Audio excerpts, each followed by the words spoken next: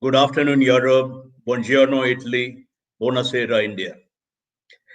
Distinguished panelists, ladies and gentlemen, friends, it's a real pleasure and honor for me to host this important webinar on the future trajectory of India-Italy partnership. It's delightful and extremely satisfying for me to see so many people from different time zones and geographies, including much valued friends, to gather online for this very important conversation on multifaceted relations between the two G20 economies, vibrant democracies, and civilizational states. We are live streaming this webinar on multiple platforms: Facebook Live, YouTube, and Twitter. This is for the audience. If you have difficulty in accessing it on any one platform, please move to another platform. My name is Manish Chand. I'm founder and CEO of India Rights Network, an emerging think tank and media publishing platform focused on international affairs. We also publish India and the World, a magazine journal that has carved a niche among the diplomatic and strategic community in India. The Global Insights India, TGII, is a research arm of our organization that focuses on issues relating to Indo-Pacific, China, Europe, and emerging powers. Our core areas of activities include IR-based research, publishing, media, and conferencing. In the past few months, we organized many well-appreciated and well-attended webinars on mapping next steps in India-Africa partnership, from G7 to G11, unscrambling the new world order, future of India-US relations under US President-elect Joe Biden. These webinars were marked by the participation of eminent speakers and independent, unfettered discussions. We hope that our webinar on India-Italy relations will raise the bar and be equally successful. At this stage, let me introduce briefly our outstanding speakers we have on the panel today. To begin with, I would like to welcome the suave and dynamic Italian ambassador to India, His Excellency Vincenzo Di Luca, who is a keynote speaker for the evening. Sandeep Chakravarti, Joint Secretary West Europe in Ministry of External Affairs. Ambassador Anil Wadhwa, India's former ambassador to Italy, Poland, Thailand, and Oman, and former Secretary East in MEA. Stefania Benaglia, who is with different think tanks. I will read out their bios in greater detail when I ask them to speak. Stefano Pelle, marketing guru, an Indophile, and better known for Ferrero chocolates in India. Now, let me briefly unpack key issues we'll be focusing in this webinar in the next 75 minutes or so. Ladies and gentlemen, the ongoing transformation of India-Italy relations is the unfolding diplomatic story of our time. Not too long ago, the Marines issue cast its long and dark shadow over the India-Italy relations. Thankfully, serious and sincere diplomacy by both countries in the last 2 years or so have moved the relationship on a new forward-looking trajectory. This was epitomized and crystallized in the November 6, 2020 Digital Summit between Prime Minister Narendra Modi and Italian counterpart Giuseppe Conte. The summit culminated in an ambitious, action-driven agenda to diversify and deepen this mutually empowering partnership in strategic and economic realms. The two countries signaled their ambition to raise the bar for this partnership by signing 15 agreements in areas ranging from trade and investment to high-tech and renewable energy, culture, and conservation. The 2020-24 action plan adopted at the summit charts the road ahead, but will take sustained efforts and commitment by both countries to keep the relationship in high gear. The summit also saw a strategic alignment between the two countries. What we now see is a new energy and synergy in bilateral relations. Above all, the India growth story and Italy's economic ambitions are intertwining, opening new avenues for cooperation between the two countries.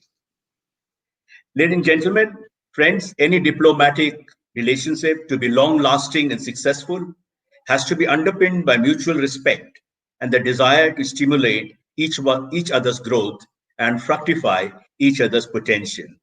Against this backdrop, the overarching focus of today's webinar is to explore new ideas and initiatives that can extend the arc of prosperity and well-being of the two kindred democracies who are now determined to make up for all the lost time and take this mutually enriching partnership to the new heights. As an Italian proverb attributed to iconic poet Dante goes, we can't have a perfect life without friends. Just as in Italy, the lives of Indians also circle around 3F: family, food, and friends. Uh, you may not know it, but you have almost certainly spoken Venetian over the last few months. Any discussion of the current coronavirus health crisis inevitably circles around to quarantine, which is derived from the Venetian term quarantena, or 40 days. Words like ballads and gadget, without which it's difficult to envision democracy, are derived from Italian. Friends, Italy is known in India and elsewhere for pizza, pasta, espresso, gelato, and wine, but cultural affinities and strategic convergence between our two countries go much deeper. And this is what our speakers will be exploring and illuminating. Let me outline now the format of this webinar. The webinar is structured in Q&A form with questions on various aspects of India-Italy relations posed by me. Each speaker gets 5 to 6 minutes to respond to my questions. After the first round, the panel will address the audience questions. The proceedings of the conference, what we discuss here, will be published in our website, www.indiarights.org, as well as India and the World magazine. Those who are following this webinar on social media platforms may like to tweet with hashtag India Italy Connect. Let me now formally introduce Italian Ambassador to India, Vincenzo Di Luca, the keynote speaker at today's webinar.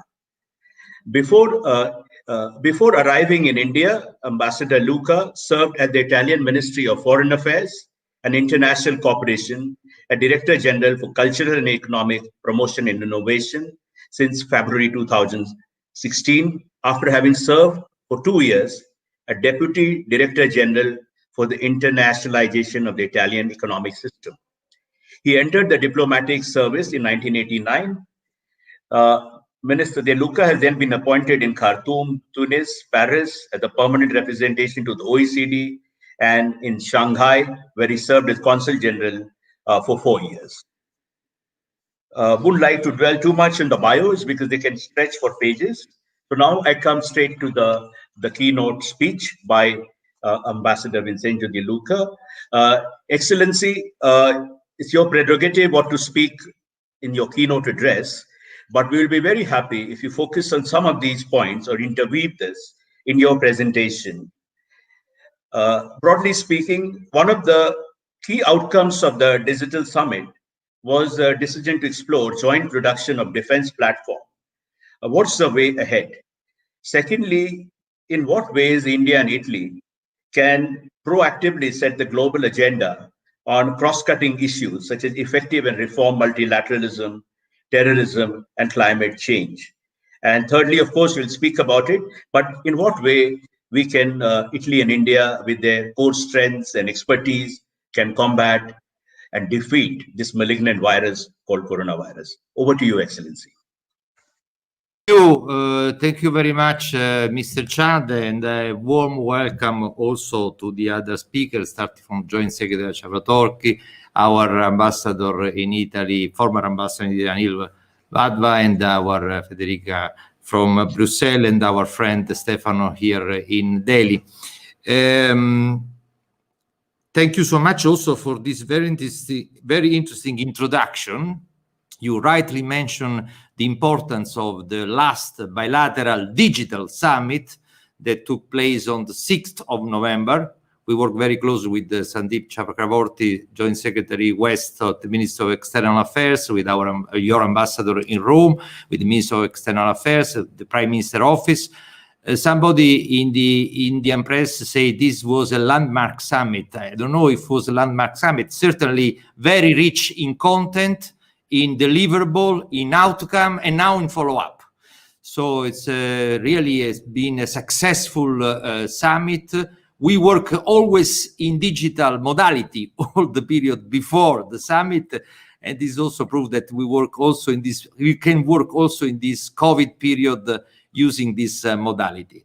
But coming to your question, certainly the defense sector was one of the important chapter of a new partnership between Italy and India, and the two prime ministers shared the commitment in strengthening this relation in the defense sector. We were working also for a new agreement in the defense sector, and also we would like to share technology from Italy for the defense industry in India, taking into account the Make in India framework, and also the strong intention of the government to develop capability and capacity here in India in the defense industry. Our companies, starting from Leonardo to Fincantieri to Elettronica to other important IAD, the network of the Italian small and medium-sized enterprises which work in the defense sector, we are ready to invest more here in India, to share technology, to work in a partnership modality with Indian companies, Indian partners, and of course, Indian government. So this is a very important point in the agenda, and we are working for developing the outcomes of the summit. As far as the global agenda, of course, we will be in first line next year as chairman of the G20. Italy will chair G20 in 21, India will chair G20 in 23, and we will discuss with India many items of the agenda. We share visions with the Indian government concerning the new, more effective multilateralism, inclusive multilateralism, based on the UN system. This is a very important point. Now we will see also the evolution of the position of the United States vis-à-vis the multilateralism. And also we work very closely with all the European Union in trying to help the multilateral agenda.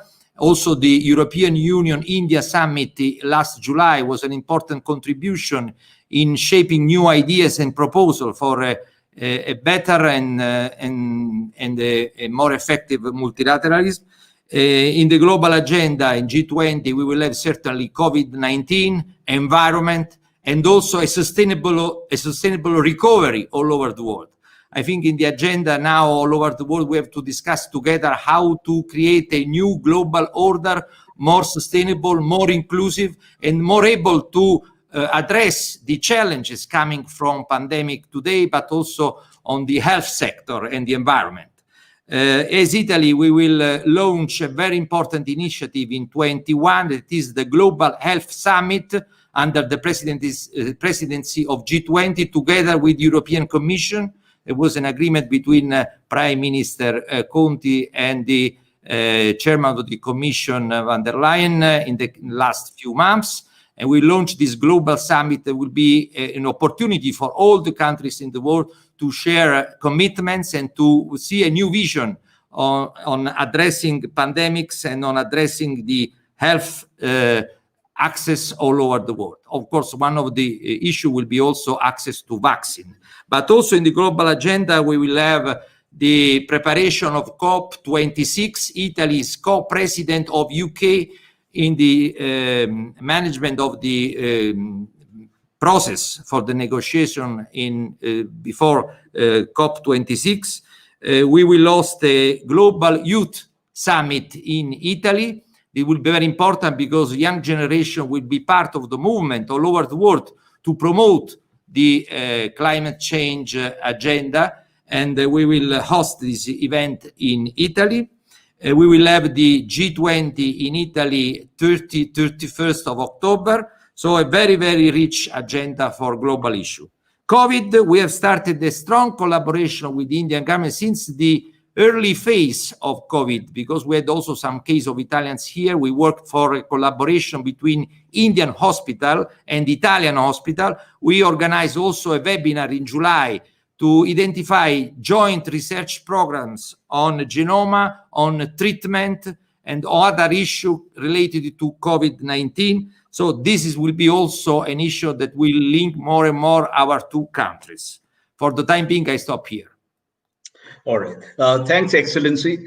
Thanks for very pithy but pointed remarks on the way ahead for India-Italy relations. I just wanted to ask you one brief question before we move ahead, which is that, as you said, Italy will co-chair COP26.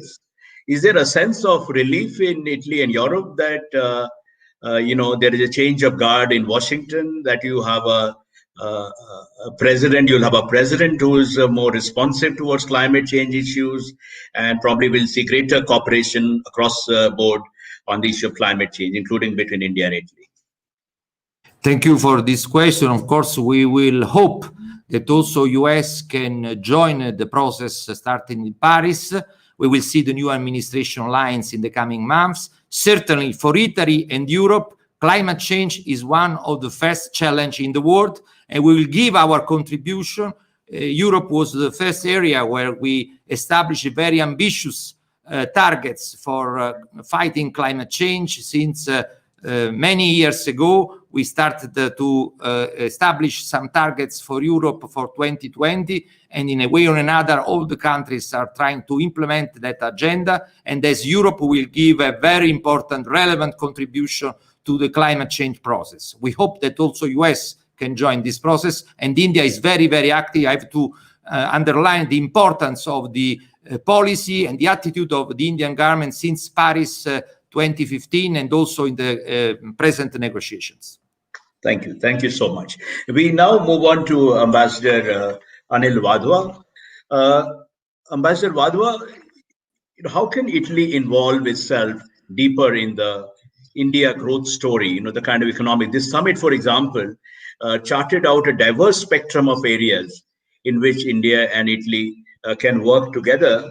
Also, I would like you to focus briefly on, maybe we can take this later, is that on the strategic side also, India-Italy relations are deepening, and this particular summit explicitly identifies Indo-Pacific as an important area of cooperation between India and Italy.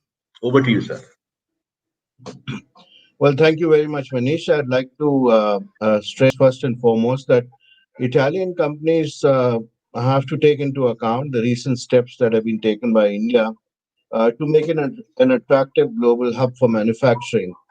So as we all know, the government here in India has reduced corporate tax rate to 25%. And after that, we've had the rollout of the production-linked incentive and also the phased manufacturing plan. So what happened with the production-linked incentive schemes?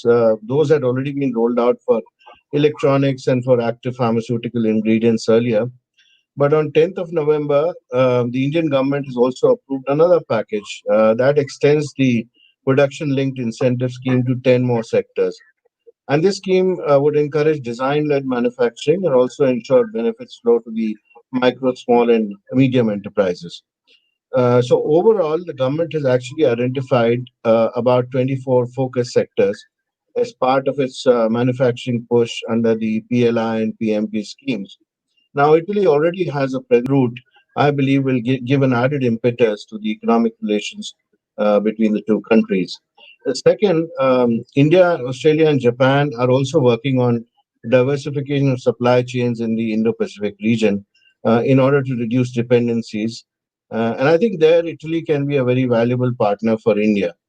Third, I'd like to talk about the importance of progress in defense cooperation, which Ambassador Vincenzo referred to, and the importance of Italy for India in the field of shipbuilding and underwater systems and radars, electronics, and also high altitude equipment. That continues to be recognized, and that therefore was reiterated in the November 6th summit. Then the co-development and co-production agreement for military systems, very significant. So are the MOUs, I believe, between Fincantieri and Cochin Shipyard on design, shipbuilding, manufacturing, and repair. Fourthly, as India grapples with the challenges of a growing population, urbanization, and climate change, Italy can be an ideal partner for India in the circular economy, in water, in waste to energy solutions, pollution mitigating technologies, automation, and the entire food processing chain, which includes food preservation, processing, and logistics. Fifth, India has placed a lot of emphasis on infrastructure development. That includes ports, airports, highways, toll roads, smart cities. All of these require technological solutions and investment in infrastructure where Italy can play a big role. So I noticed that the MOU was signed between Italian CDP, the Italian Investment Bank managing postal savings, and India's National Infrastructure Investment Fund. So that assumes some significance in that regard. Sixth, in the face of space technologies, telecommunications and power, and grid stabilization and distribution technologies in the aerospace industry, um, all these fields are those where Italian companies have been present in India for a while and can increase their share in the market. And lastly, in the preservation and restoration of monuments, in preservation of heritage, in the tourism field, Italy is a world leader, as we all know. And I was happy to see this reflected in the action plan, which was agreed between the two sides for 2020-24 at the recent summit. Now, you talked about the Indo-Pacific as a focus area of India-Italy cooperation. Well, as we all know, Manish, the Indo-Pacific is facing the brunt of China's aggressive policies and territorial claims. Also, there are policies aimed at cornering resources. So, also we see continued occupation and artificial creation of islands and militarization in the disputed waters in the South China Sea. Again, in infrastructure, China has a formidable presence in many countries of the region through its BRI policies, and its military presence in the Indian Ocean has also continued to grow. Um, we now know that, and it's quite clear that US, India, Australia, and Japan will be cooperating, even more in the Indo-Pacific for a free, open, inclusive, and transparent Indo-Pacific region. Then we've seen that over the past few months, we've had France, Germany, UK, Canada, and Netherlands. They've all come out with their own Indo-Pacific strategy, and that supports the rule of law, transparency, peaceful settlement of disputes, and the maintenance of peace and stability in the Indo-Pacific. I believe in EU policies also in the works. And all these countries have also kept ASEAN centrality in mind, and the ASEAN vision of Indo-Pacific is also being spelled out. So the focus of all these policies is on stability and security, and the importance which is placed on rule of law and international agreements like UNCLOS, which can help in maintaining a stable order in the Indo-Pacific, leading to development and cooperation without a threat of coercion or intimidation. So Italy, I believe, could also spell out its Indo-Pacific strategy, which will signal its intent to work together with like-minded countries in the region. I'll stop there, Manish. Thank you. All right. Okay. Thank you. We will come back to some of the issues raised by you in your remarks. Now we turn to Sandeep Chakravarti. Sandeep Chakravarti, Joint Secretary in charge of West Europe in India's Ministry of External Affairs. Prior to this, he was Consul General of India in New York and served as India's ambassador to Peru. He has served in India's missions in Madrid, Bogota, and Dhaka. Uh, Turning to Sandeep now, Sandeep, the last few months have seen a major upswing in India's some. The last few months have seen a major upswing in India's diplomatic outreach to Europe. We had a very successful India-Italy virtual summit. Do you hear some disturbances? Is it? We had a very successful India-Italy virtual summit on November 6th, followed by India-Luxembourg summit last week. Uh, and of course, Foreign Secretary Harshvardhan Shringla traveled to London, Berlin, and Paris, and you accompanied him. How do you look at this enhanced diplomatic outreach by India to Europe? What are the key drivers of India's foreign policy that are propelling India and Europe to come closer in this time of crisis, pandemic-induced crisis? Thank you.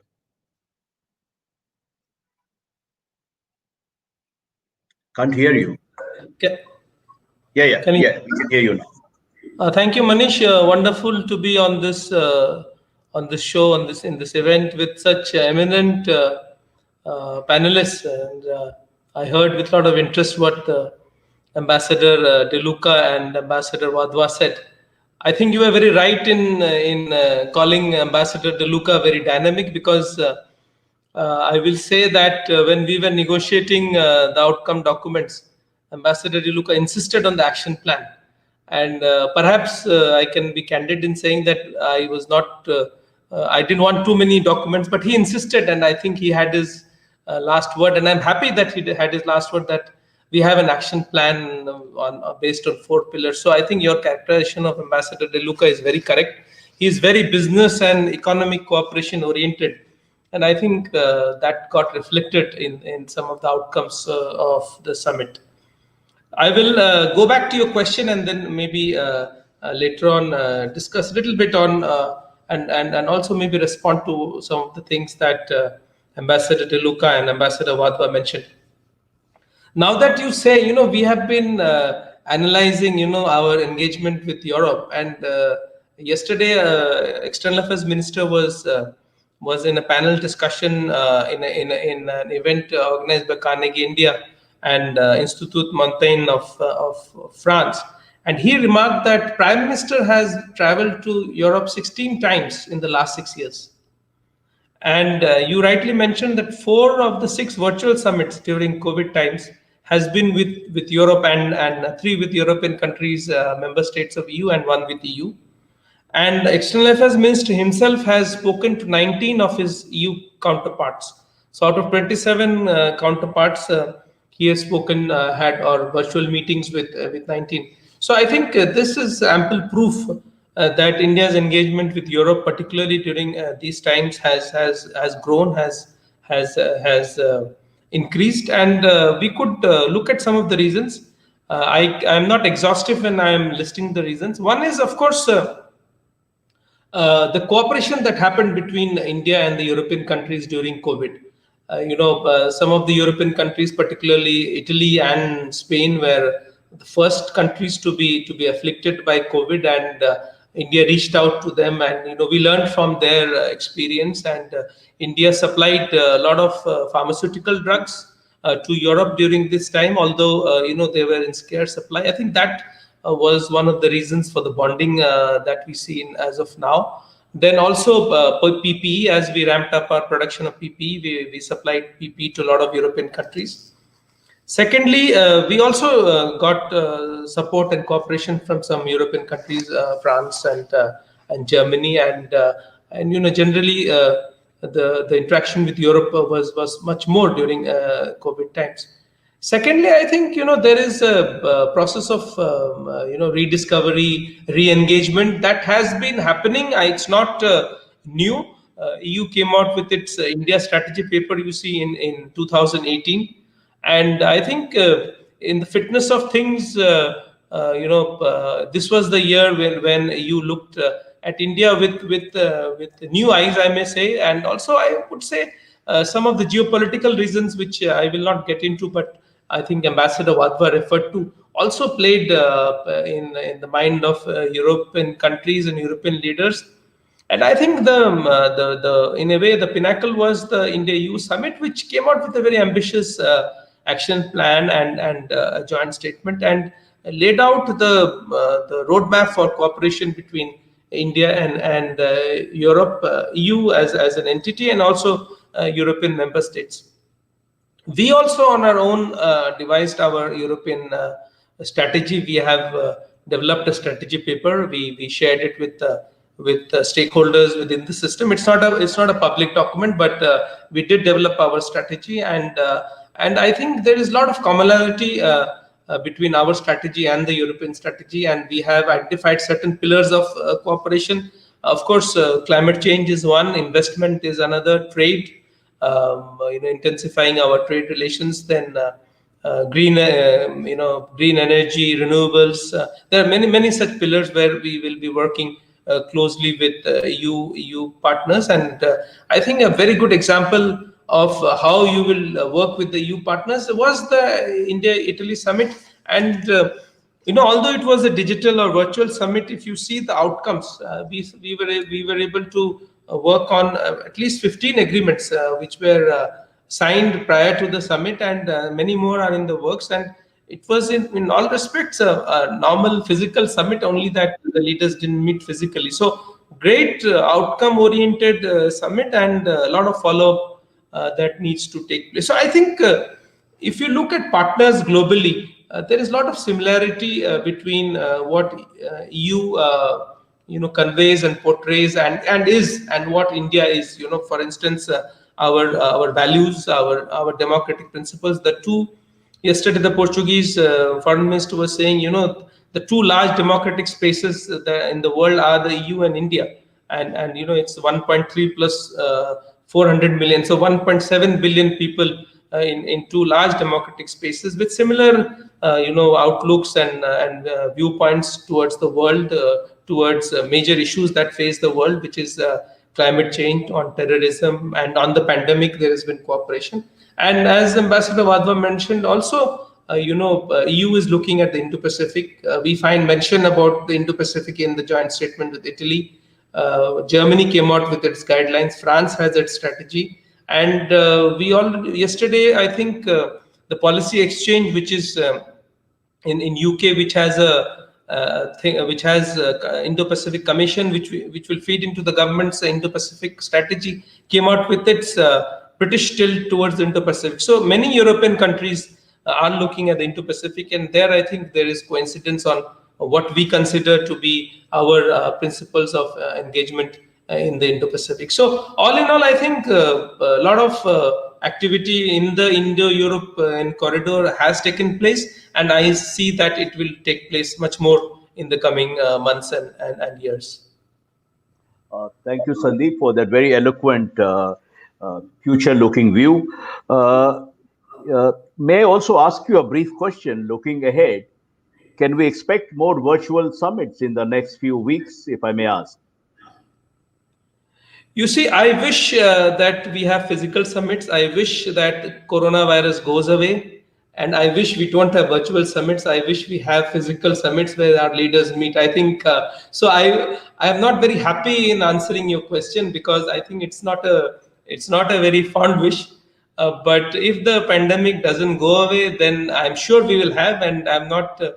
I have some virtual summits in the pipeline, and I'm not privy to. I'm not. I think at the liberty to reveal them. But you will, of course. If the pandemic remains, I am sure you will find more virtual summits happening, and we are already in discussion with some countries. We are all in agreement that we should have physical summit, but that time alone will decide. We now move on to the only lady in this panel, Stefania Benaglia. She's joining from Brussels. Stefania is associate researcher at the Center for European Policy Studies. She is also senior expert in the public diplomacy project of the European Union delegation to India and associate fellow at the IAI, the famous think tank. Her research focuses on EU-India relations, EU foreign and security policy, security and defense. In 2019, she was nominated as top 40, under 40 EU-India leader. Between 2014 and 17, she moved to Delhi working on EU-India defense cooperation. Previously, she joined the NATO Parliamentary Assembly, the European Commission, and worked for the International Institute of Counterterrorism in Israel. That's a solid, very impressive resume. Now I invite Stefania to speak on India-Italy cooperation on the multilateral stage. My question number one is that in what ways can India and Italy cooperate in G20? Of course, now India's presidency has been postponed by a year, but still will be part of the Troika, I think. So how do you look at India-Italy cooperation within the G20 framework? The second is to do with Italy's relations with China. In 2019, Italy became the first G7 country to sign on to BRI. In light of developments following the pandemic, do you see a rethink in Italy on BRI and its relations with China? Thank you. Over to you. Thank you very much. And first of all, thanks for inviting me to this distinguished panel. Indeed, I'm learning a lot, and it's a privilege to be part of it. And thanks also for inviting me to comment on what is possibly one of the biggest challenges of the years in front of us, which is the definition of the liberal rules-based multilateral order. Because we know that there are now opposing views of it, opposing understanding of it, and the way democracies like and India, sorry, I hear an echo? Yeah, gone. The way democracies will behave and shape this multilateral order will be the basis for the future engagement in the coming years. So indeed, in the next couple of years, we have opportunities, which have been already reminded by the Ambassador De Luca. Most prominent ones are the G20, where both India and the EU and Italy will have the presidency, but also COP26, and obviously India sitting at the UN Security Council. So we see that there is really a concrete opportunity to transform what is being defined as shared values into concrete cooperation and an effective cooperation in rules-based international order. And they see that this transformation is important because actually when you look at the voting pattern, so when you look at data, the voting pattern in international forum, it's actually very little aligned between the EU and India. It's actually less than 50% of the times the EU and India voted in a similar pattern. And this is a pattern which is comparable with Eritrea.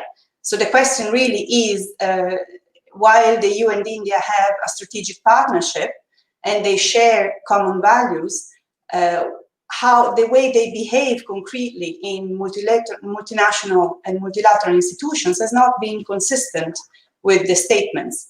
So in the next couple of years, we really have an opportunity to transform this cooperation and to really start putting our cooperation into fruitful implementation. Possibly, why not, also through some reform of the multilateral institutions. We have WTO, WHO, but also the UN Security Council, which are, well, for the moment there are different views on the table, but the end goal is by far more important than the differences that are standing at the moment on the table. So there is really an encouragement there to move on from and find a compromise, because the greater good of reforming these multilateral institutions and preventing the fundamental change on the values that define the multilateralism will be then will make the future look in a completely different way from possibly what we want to see. And also moving on to the relations with China and the Italian foreign policy. Obviously, the Italian foreign policy, I would invite not to read it in a standalone way, but read it in the context of the EU. And as it has been said, the importance of the Indo-Pacific is becoming more and more important. And the EU is shifting from an Asia-Pacific strategy into an Indo-Pacific strategy. So here we will see a change and the transformation and the enrichment of the role of the EU, not only potentially as a security actor, but also as a geoeconomic actor in the region.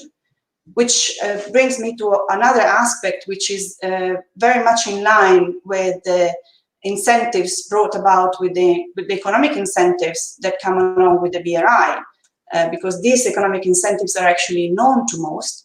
But I actually have this other multilateral reading that brings on the table the potential negotiation on the free trade agreement between the EU and India, because of course a free trade agreement is not only an economic tool, but is a geoeconomic tool that sits very well in the context of very dynamic Indo-Pacific region. And so I would actually, this potential discussion that will take place hopefully in the coming month, where you have the enrollment of this geoeconomics tool will be a game changer, shaping the dynamics and the power balances of the region.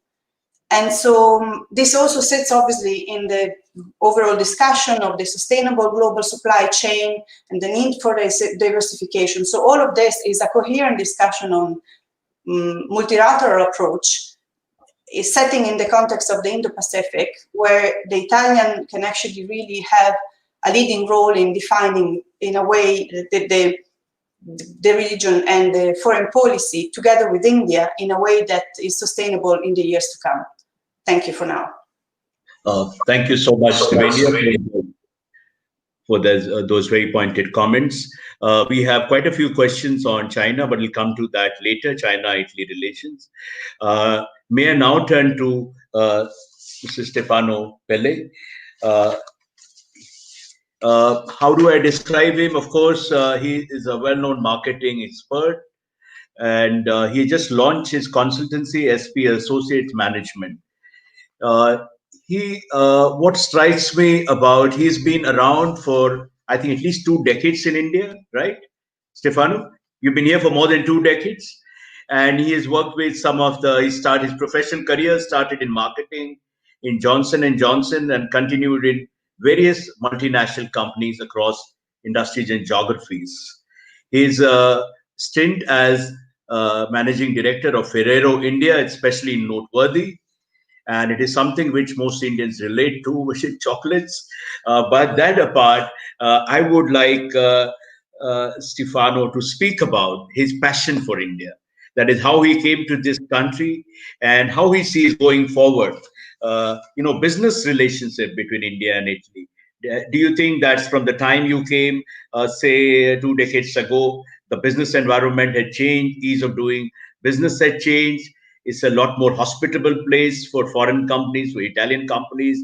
Basically, your personalized take on doing business in India. Over to you.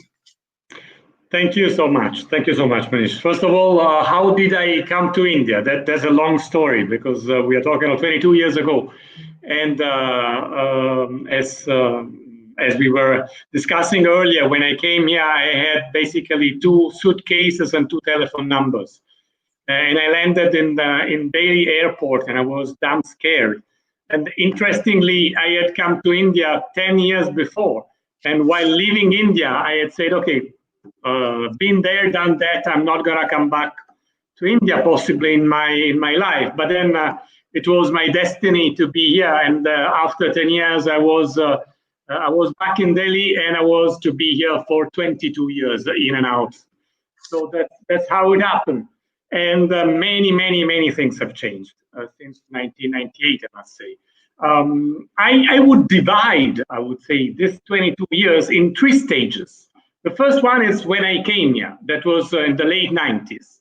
And each of these 3 stages, I would quote some parameters, like, for instance, the infrastructure, the red tape, the environmental sensitivity, the ease of doing business, and how the world used to see India earlier and how the world sees India today. So starting from the first picture when I came here, and talking about infrastructure. For instance, I was the managing director of Perfetti, so we were making Center Fresh, Center Fruit, the candies that many Indians know. And the interesting thing was that our first office wasn't a factory. It was like 20 kilometers beyond Gurgaon. And that highway used to be sort of a highway till a few kilometers before Gurgaon. And after that, it was a 2-lane road that was always full of tracks. And most of the time, the tracks were also ulta because there were some accidents. And so people had to go around and would take forever to reach the factory. And for instance, another interesting fact of the late 90s was that once again, our office was in the factory, so they were expanding this factory, and they would uproot every time the cable. So we had to run the business with a mobile telephone line. These were the 90s. Then talking about red tape, there was the license Raj that we all know, but it was also what we used to call the inspector Raj, where these bureaucrats would come to companies, particularly foreign companies, trying to round up their salary, I would say. Environmental sensitivity was extremely low at that moment. Ease of doing business, let's not talk about that. In the late 90s, it was very, very difficult, I must say. And how the world used to see India. Well, it was the land of spirituality and it was moving its first step towards some more FDI, but FDI were extremely low at that moment. Then, starting with the new millennium, the second part, second stage, I would call it, infrastructural, we would see a gradual improvement. Highways start to look like what somebody would call a highway in Europe. And of course, there was definitely a revolution in terms of communication with the mobile. We know that those who were working for the state telephone company were revered as gods in the past, because it used to take months or years to get a landline, and they lost completely relevance when the mobile network appeared. Red tape started improving. So now, in the first years of the millennium, we see that the higher bureaucrats distance themselves from the guys who would try to harass the businessmen. Environmental sensitivity started improving, and ease of doing business index, they were around the low 130 out of 190. And how would the world see India? Well, at that moment, the term BRIC started appearing, and so India was seen as a potential BRIC. We know that BRIC stands for Brazil, Russia, India, and China. Then let's come to the recent year. And once again, look at the parameter, infrastructure. Well, for instance, in April 20, we know that the government committed to build 15 lakh crores of roads, of which 5 lakh crores of highways. That means 65,000 kilometers by 2022. If this happens, infrastructure will certainly improve drastically. In terms of communication, we have got to almost 600 million people in terms of internet penetration. So something completely different vis-a-vis 20 years ago. Red tape, there is a strong effort now to reduce the red tape, no doubt. And this is part of the effort to show India as an investment-friendly country. And then environmental sensitivity. This is interesting because for many, many years, nothing happened. During the last 6-7 years, for instance, let's look at the automotive, which is one of the fields where I work here. The automotive went, in terms of pollution standard, from BS3 to BS6 in the span of 6 years. And this shows what a strong effort is being put behind towards a better environmental sensitivity.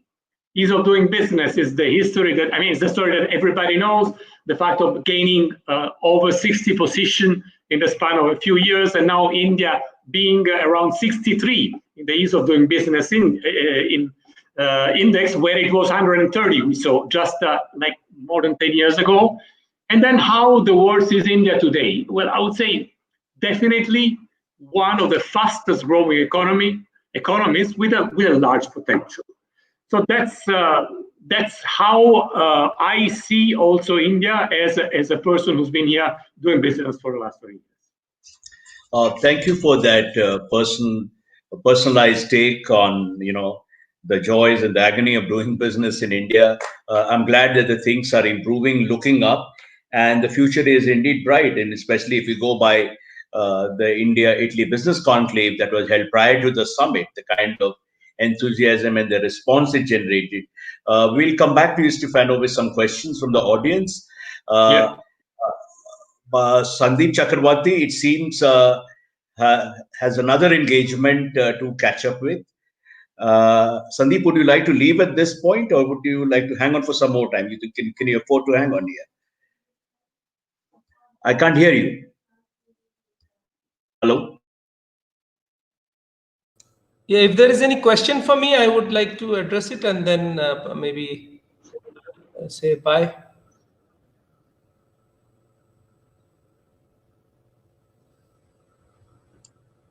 Manish, you are muted now. You are muted, Manish. You are muted.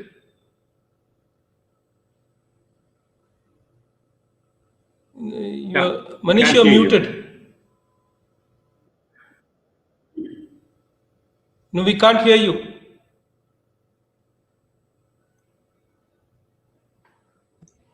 Yeah, now can you hear me? You're right. Yeah, I'm so sorry about that.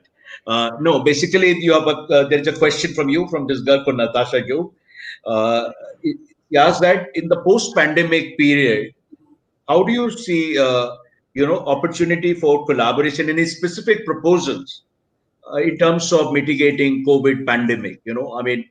Going forward between India and Italy, what are we discussing which will fructify in the very near future? Something in those lines. No, I think it's a very relevant question. You see, there are two aspects to it. One is cooperation between Italy and India on COVID.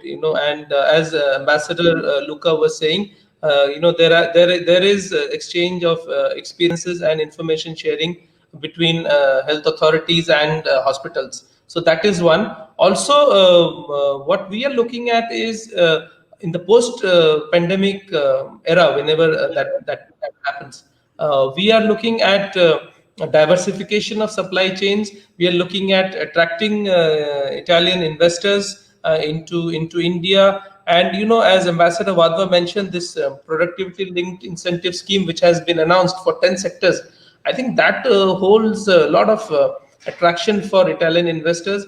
Italy is one of the major manufacturing, industrial manufacturing countries in the world. Sometimes it gets overshadowed by some other players, but you go to any business environment, you will find machines made in Italy. It's a design powerhouse, it is an industrial powerhouse, it is a technology powerhouse. It is very strong in renewables, it is very strong in waste to wealth conversion.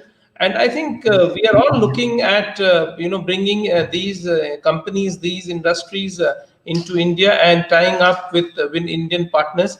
At the initiative of Ambassador De Luca, Invest India has set up a virtual platform where these companies will be facilitated.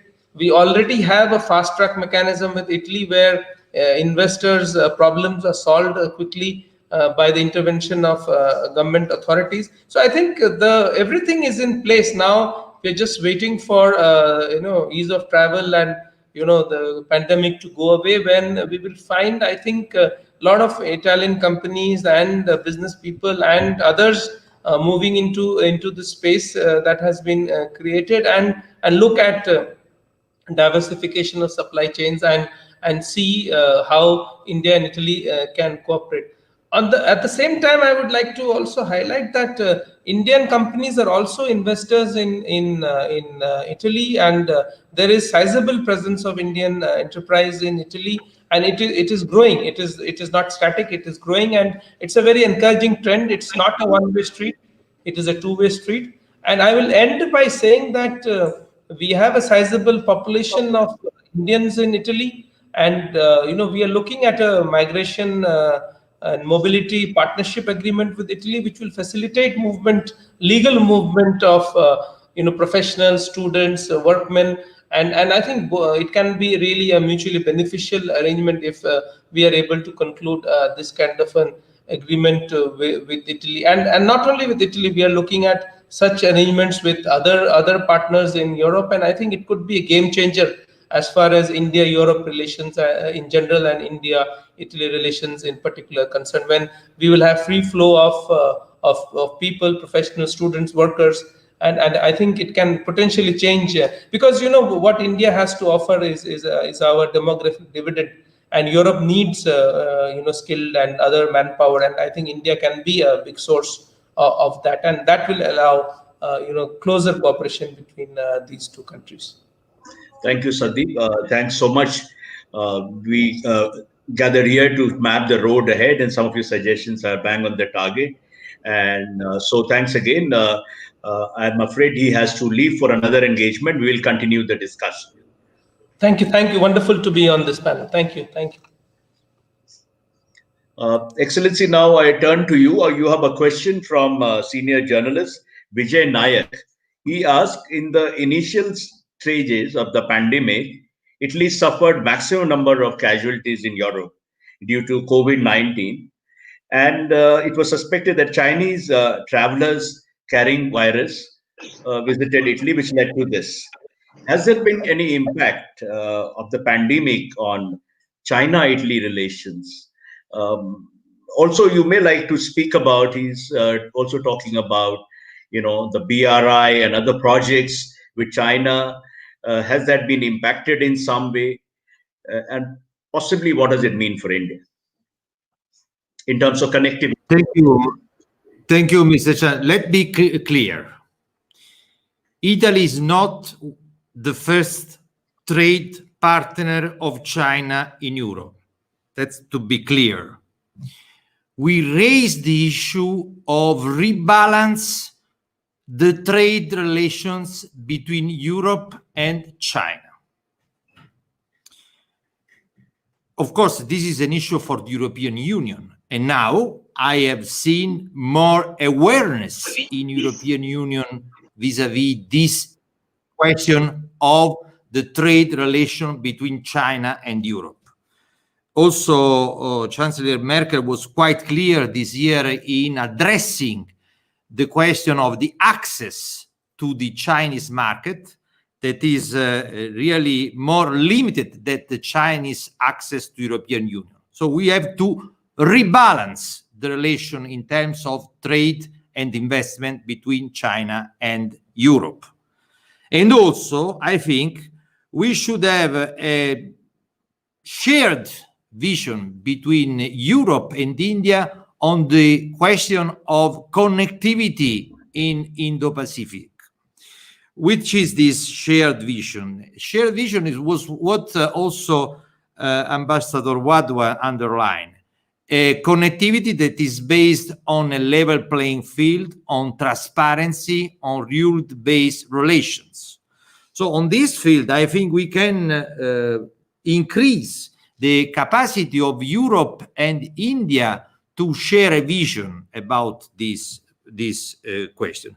Other point is to, of course, the importance that China remain an important partner in all the multilateral institutions. This is vital for my multilateral institution.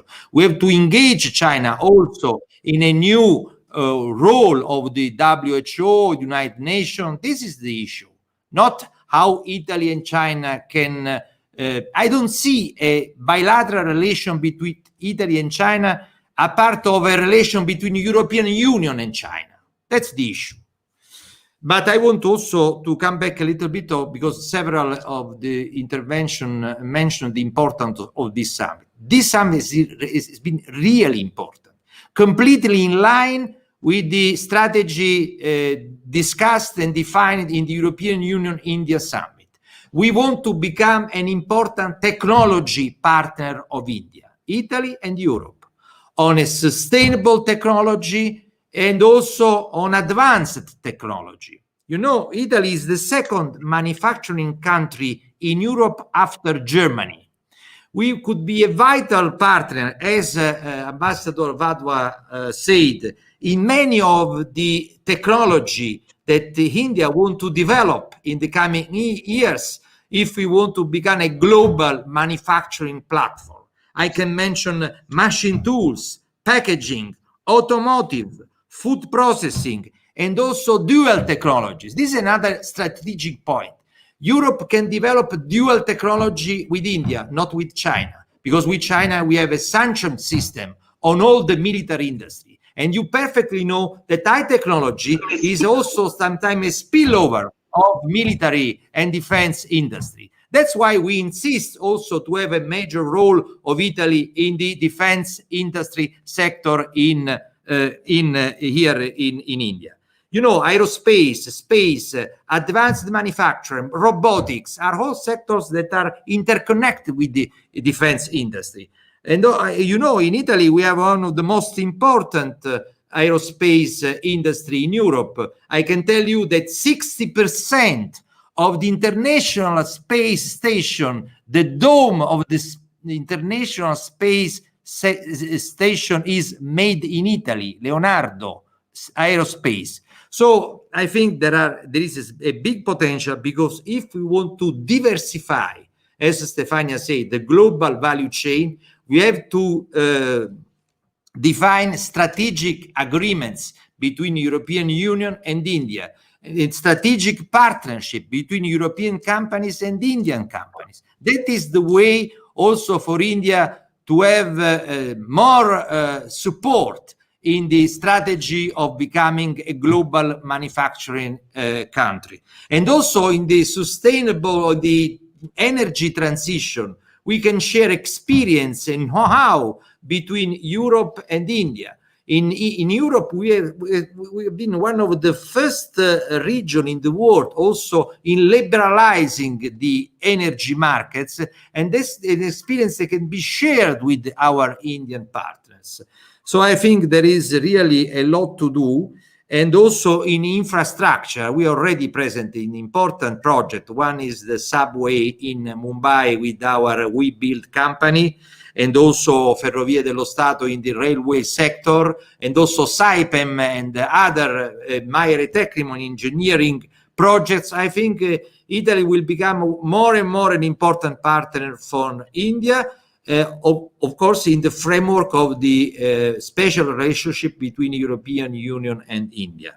And I think the idea of having a plan of action for 5 years, the same timing of the plan of action between European Union and India, will facilitate for companies the way to invest more in India, and also the way Indian companies can invest in Italy. Don't forget that Italy is the country which hosts the highest, the most important Indian community in the European Union after Brexit. We host 178,000 Indians in Italy. And also we have the second country in Europe, just to respond to Joint Secretary Chakravorty, in terms of visa. We delivered last year 130,000 visa to Indian businessmen and tourists.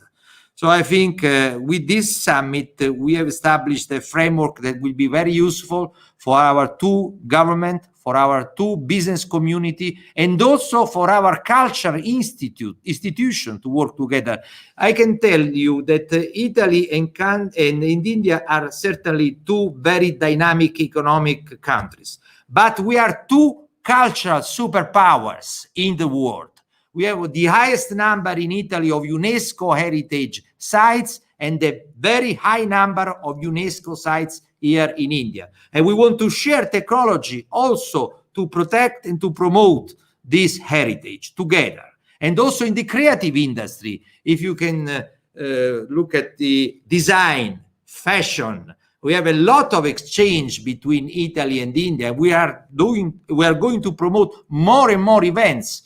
Also, in this week, we have the Italian Cuisine Week, that is also a creative, one of the most important creative industry. And also there, we have very long-standing tradition in Italy and in India on food and cuisine. So I see so many fields, not only manufacturing, but also creative industry, heritage, research, and innovation in COVID, in health, but also in sustainable fields where we can work together. Thank you. Thank you, Excellency. That was a real eloquent, passionate unfolding of the areas we can work together. And as they say, that in food, fashion, and all that is something that is common to both Indians and Italians, and I'm glad that you spoke about cultural industry. With that, I go to the next question for Stefania, which is this, that, like the ambassador pointed out, the collaboration between India and Italy in the area of culture, creative industry, there is already a lot going on and there is a huge scope. But my sense is that still there is a dim understanding of each other. How do you change, transform perception of each other to take the India-Italy partnership to the next level, on the people-to-people level, to understand modern Italy, for Indians and for Italians to understand contemporary India? Would you have any idea? Thanks. Indeed. Well, the public perception, you need an investment there, and indeed there is space for improvement there. But one way to get results, as data show, is actually exposure and awareness. And the best way to do that is to unleashing the potential with the attraction of talents, and therefore migration dialogue. So not to repeat what has been said before by Joint Secretary and by the Ambassador, that equally stress the importance of a migration dialogue which is constructive and helps Italy to attract the best talents from India and vice versa, obviously. Because again, the cooperation, if we are looking ahead, because that's where we are projecting our cooperation, is in the next years. And in the next years, again, we have to build new technology platforms. We have to build something which today do not exist. And both Italy and India have a great potential there when it comes to talent, with different comparative advantages. And only through unleashing this potential, you can really achieve great joint objectives. And this also, and I'm actually very happy today that I have seen the relations being based as and read as Italy being part of the EU, because for a long time you had the impression, and I have to say, especially perhaps coming from India, to read the bilateral relations with the EU member states as being more effective as the relations with the EU, with Brussels.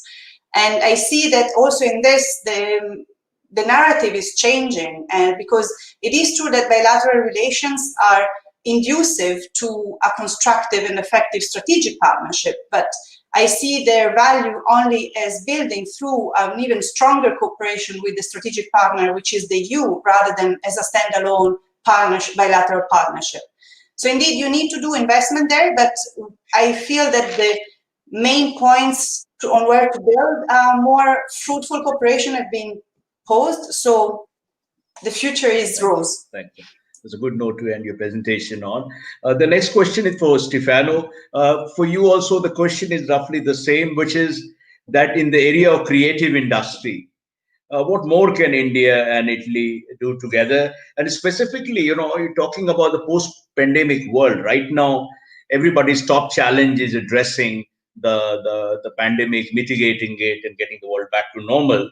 But once we move beyond that, what are the enduring areas of industrial collaboration, manufacturing, or other areas where you see India and Italy coming together? Briefly. Hello. I hope I'm not mute. Can you hear me? Hello. Hello, Stefano. I think we lost it. Hello. No, he's not there. Hello, can you hear me, Stefano? What's happening? No. I think the frame is frozen. Yeah. No, it's here now.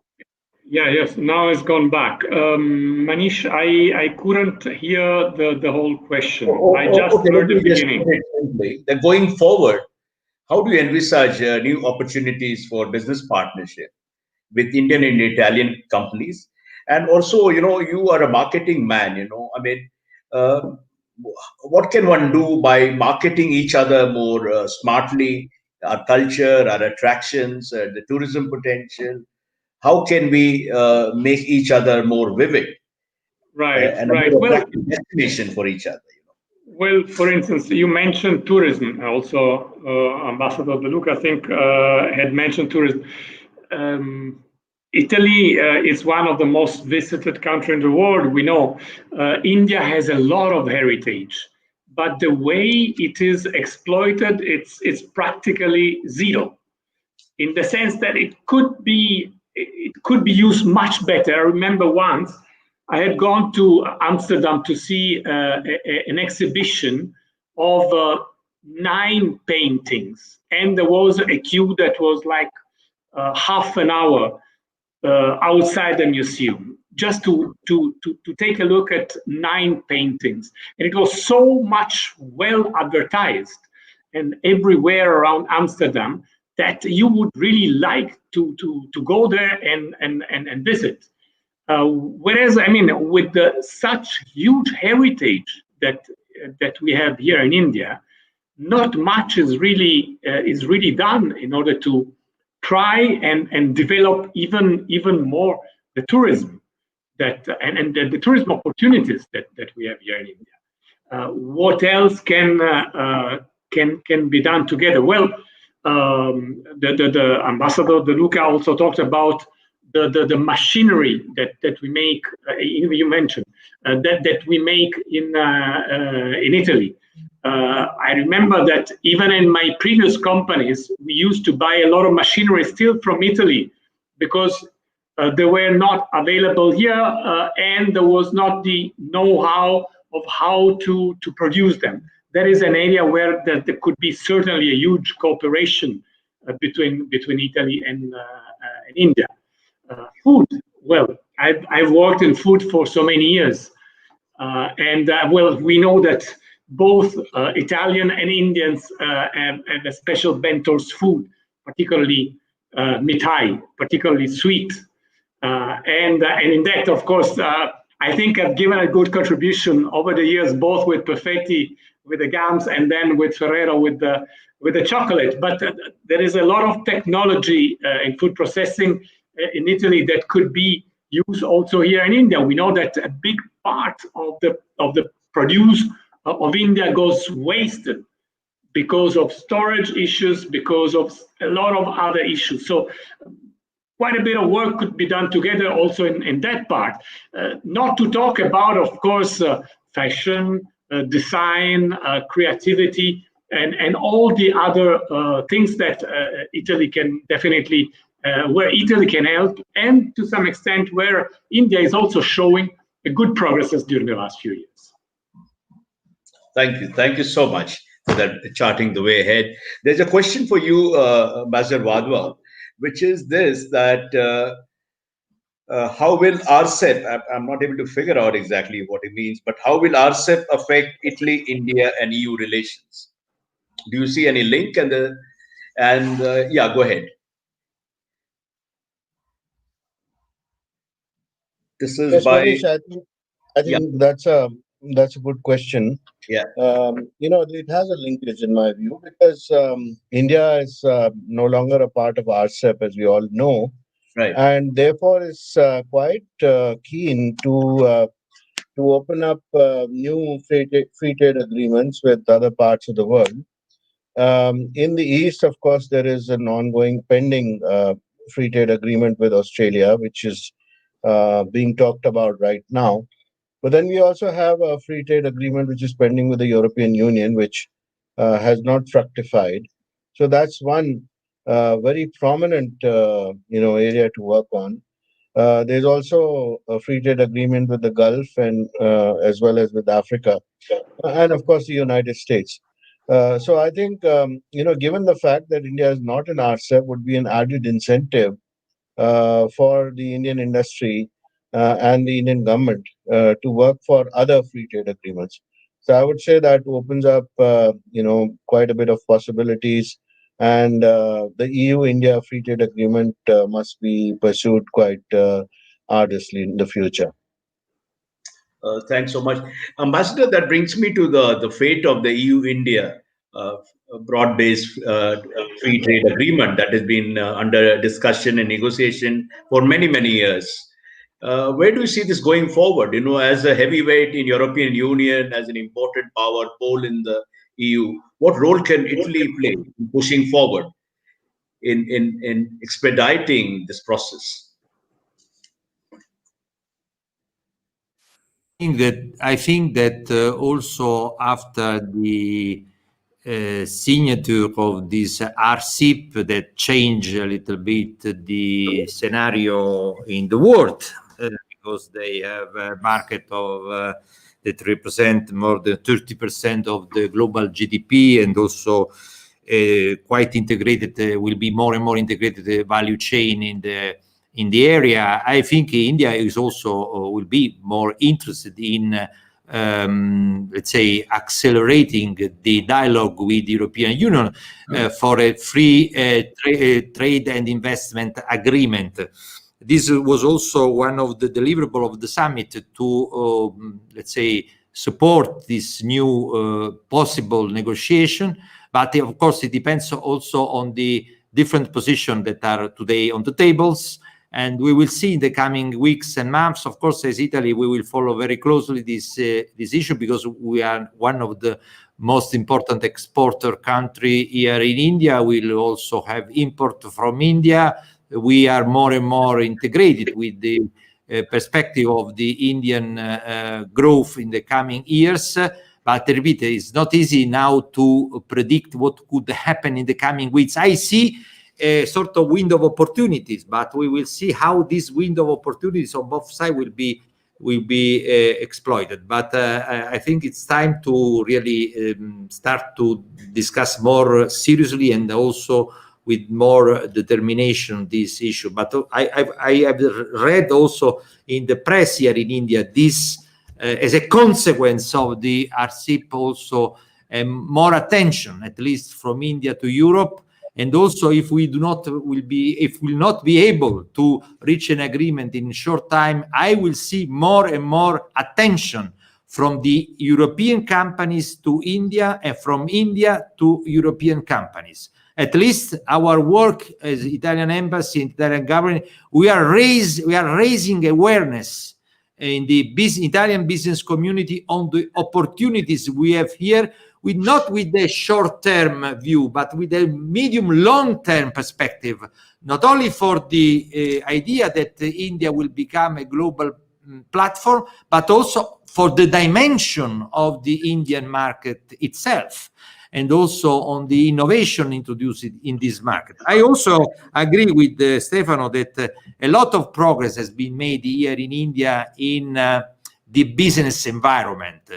Doing business is a certification of this progress, but I will see also the relationship, for example, that we have with Invest India, that is the investment promotion agency of the government, are really unique. We have, for the first time, promoted a digital platform for having matchmaking between Italian and the Indian companies, between Italian business community and Indian partners and authorities. I think this is another example on how we can move also in the post-COVID era, working also with digital modalities until we have the possibility to physical vision. But I read yesterday an article of an interview to Bill Gates. He predicts that in the coming years after COVID, 50% of the business travel will be eliminated. So we have to work more also on this digital device and digital modalities in the coming years. Thank you. Thank you. One last question, probably last couple of questions. Stefania, Italy recently joined the Indian Ocean Rim Association. What kind of cooperation do you envisage between India and Italy in the Indian Ocean and the Mediterranean, briefly? Thanks. Yeah, well, it sits again in the increased interest in the region. And of course, we are all putting our eyes and attention in the region, and the maritime cooperation, again, back to reading the Italian foreign policy in the context of the EU foreign policy. One of the newly established cooperation is the maritime cooperation, which has been delivered during the summit. So I see quite a prominent investment there, which will, where the role of Italy can indeed lead and guide the European Union towards a comprehensive and which has been obviously discussed and agreed also with India, of the role of the European Union in the Indo-Pacific and what it can be, what it can do, in a way that is obviously inclusive. So where you don't have also, which would be a different way of reading the region, perhaps with much less opposition that you may have from others that have developed their own strategic part, their own strategy for the Indo-Pacific before. I'm not going to do any names, but not any European countries, obviously, I'm referring to. And so, yeah, I see a role for Italy to play, to be active in this context. Thank you so much. Dear friends, we have now come to the end of this very stimulating, very engaging webinar. We had a very multifaceted discussion on different subjects, ranging from geopolitics and geostrategy to the way ahead on trade, investment, on soft power, on culture, creativity. This is a fascinating range of subjects which we managed to squeeze into 75 minutes or so. Given our passion, shared passion for India and Italy friendship, we can probably go for another 75 minutes. But I think in the interest of time, we must restrain that urge. And it's time to say thank you to each of you individually. Of course, His Excellency Vincenzo Da Luca. Thank you so much, sir. It was really energizing to see your infectious enthusiasm, your passion, your commitment, your dynamism, which Sandeep Chakravarti pointed out, which has brought in some way India-Italy relations to the stage where it is now. The road ahead, when we speak about, it can only be, in some way, it's up and up. We are moving, cruising at a high speed, and post-pandemic, we are set to come closer for a variety of reasons. Thank you so much for your very eloquent, very comprehensive presentation. Ambassador Anil Wadhwa, as usual, very lucid, very insightful, especially on geostrategic issues. Indo-Pacific, which earlier probably would have been an area of contention, has now emerged as an important area of cooperation. And I think this will further give, this will enhance the strategic convergence. Stefania spoke about a range of issues and subjects on the strategy plane, and also about transforming each other's perceptions. All your points are well taken, and we will, of course, when we publish the proceedings, we'll get back to all of you again. Stefano, thanks very much for bringing that very personalized take on your experience of doing business in India and your enthusiasm about the future of this very vibrant and dynamic relationship.